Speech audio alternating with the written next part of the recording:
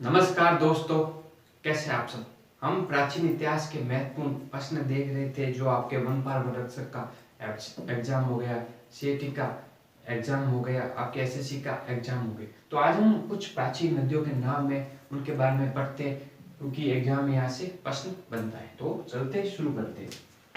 तो सबसे पहले है सिंधु नदी। सिंधु नदी को इंडस या सिंध नदी भी कहते हैं, ध्यान रखना। कुंभा को काबुल नदी कहते हैं और सरस्तु को स्वास्थ्य कहते हैं, सरस्वती को सरस्वती कहते हैं, अस्किनी को चिनाब कहते हैं, शतुद्री को सतलज कहते हैं और गोमती को गोमन कहते हैं।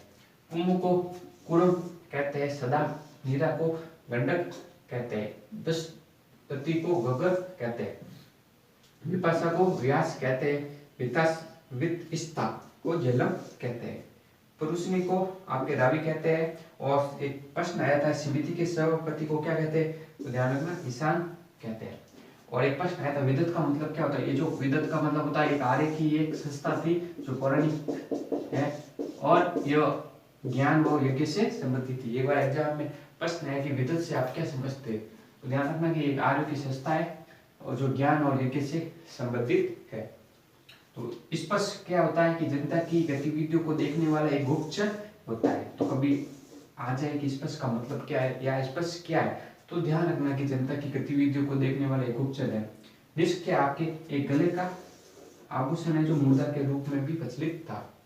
आर्यों के आक्रमण का सिद्धांत सर्वप्रथम दिया था आरपी चांद ने दिया था। एक बार वापस देखते हैं।